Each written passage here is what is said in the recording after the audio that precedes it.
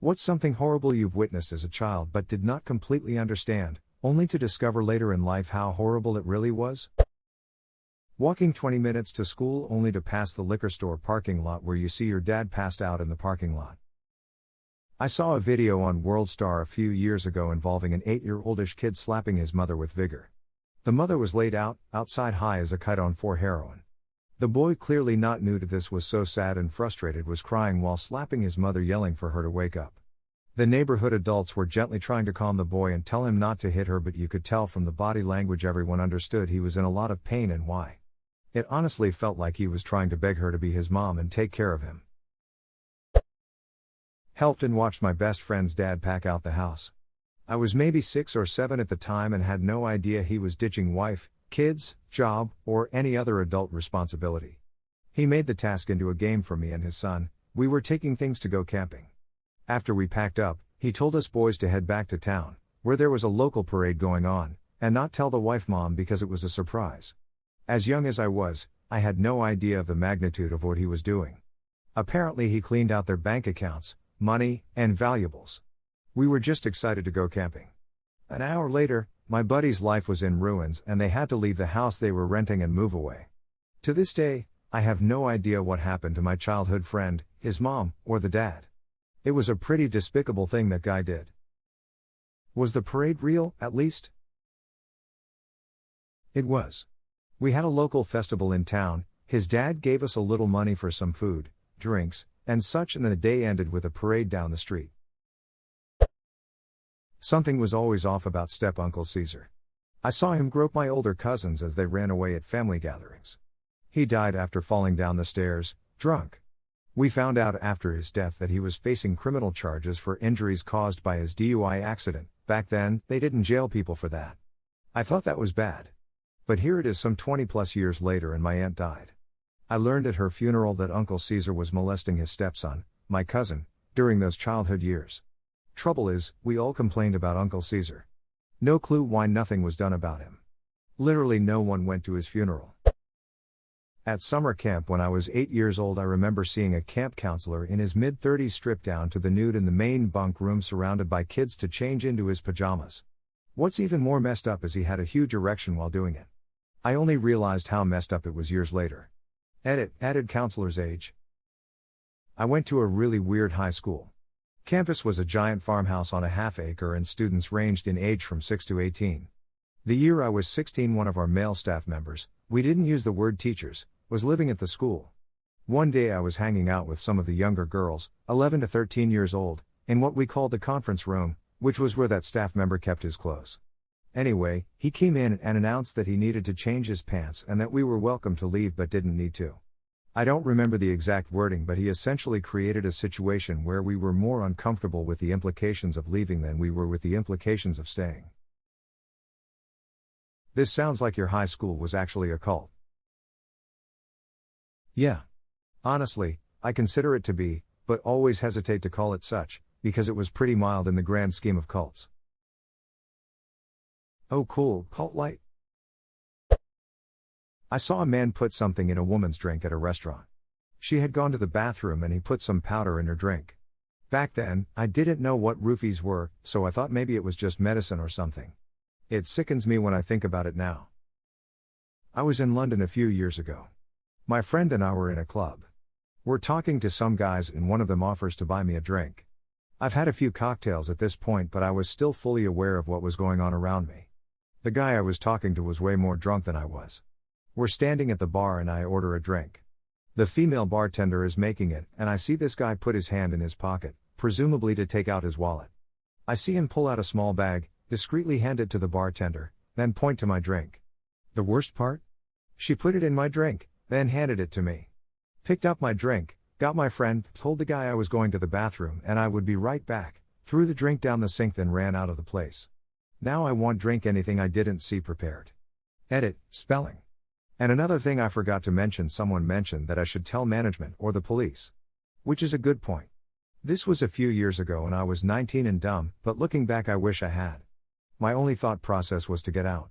I was thinking if the bartender is in on it, who knows who else here and involved. And as of at least 2 years ago or so, the place has since closed. What in the actual duck? The bartender? I can't wrap my head around why she would help do something so disgusting. Maybe they were robbing people after they pass out? That's what we were thinking too. A friend mentioned that to me later.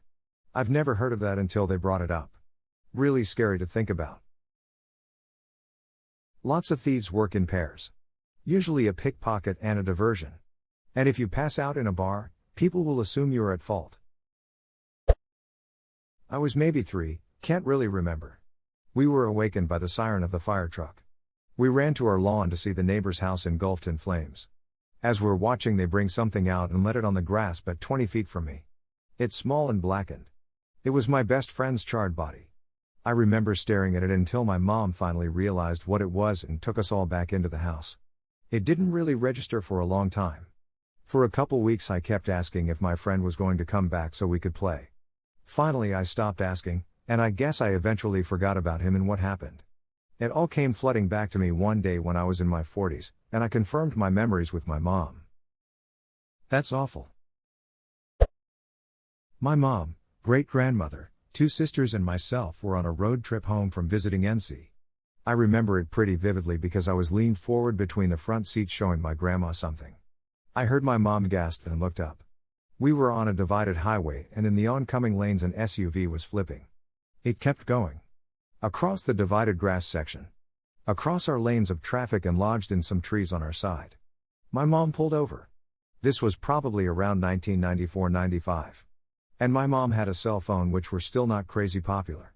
She called the cops as other motorists swarmed the scene to try to help. I was looking out the window. I remember all this luggage on the ground. Just strewn across the ground, hanging in the trees. Fairly close to the car there was a squarish green case. As I was looking at it I realized it looked like a sweatshirt. Thought that was pretty weird. Looked closer and I realized it was a body. Folded in half. At the time I just pointed it out to my grandma. We left the scene shortly after as we weren't really any help and were just going to be in the ambulance's way. I can still vividly see that body. At the time I didn't associate it with death or even a real person. Later I came to understand that there was no way that person lived. How horrific the accident really was. And how terrifying it must have been for my mom and all the other drivers to see a car flipping uncontrollable into your lane. When I was little, I guess like 6 or something, a friend and I found a man sleeping in the bushes at our sports field. We thought it was some homeless guy that was sleeping there and we thought it was hilarious. We told everyone on the field and showed some of them the sleeping man. My uncle, who works for the police, also came with us when we asked him to come see our sleeping friend. A few minutes later, the game that was playing on the field was cancelled and the place where the man was swamped with police. I thought they came to wake the man up. Turned out a few years later, he was dead. I believe he was murdered in the park that connected to our sports field. Yeah, so I guess I found a dead man when I was 6. Turned out a few years later, he was dead. Just leaving him there all of those years will do that. I don't know if this counts, but my cousin and I were the dumbest ducking children when we were younger. We had a game we played when no one was around. It doesn't have a name and it could have gotten us killed on a couple of occasions. Basically, we would get lollipops and push them down each other's throat. Like actually hold the lollipop stuck, and slowly slide the candy down. When I got anatomy in school it dawned on me how absolutely idiotic we acted as children. I hope the dumbfuck DNA doesn't run in family. I'm constantly reminded that parenthood is mostly about preventing your dumbass kids from killing themselves until it's no longer your legal responsibility. You feed them, teach them how to use a toilet, give them shelter and clothe them to keep them alive and be functional. Then the ungrateful little shits do everything they can think of to kill themselves to trash the place. It's like raising tiny rock stars. When I was 11 my mom and I left my dad and were homeless. I did not realize we were homeless till I was 20. I just thought we were on some kinda excursion. We were just kinda sleeping in the car and at friends' houses for a while. I just had so much trust for my mother I was never once startled by the situation. My mother is also very creative. Wow, I found these flavored tuna pouches. Wouldn't it be cool if we acted like cats? I bet you can't brush your teeth with only a water bottle, and other classics like I'm gonna leave you at the library for a while. About 2 years later we did find a house. Edit, to clarify, we were only homeless for 2 years, haha, it just didn't occur to me that we were actually homeless till I was 20. Also I will hug my mother plenty for everyone. P.S. She now has a very nice house with 4 kittens and gets to retire in 3 years. Smile, she's my everything. I'm sorry that happened to you and your mom, but this story did warm my heart about everything she said just to protect you. Hope you're both doing better now. She's a saint, and we are both doing just fantastic now. Smile.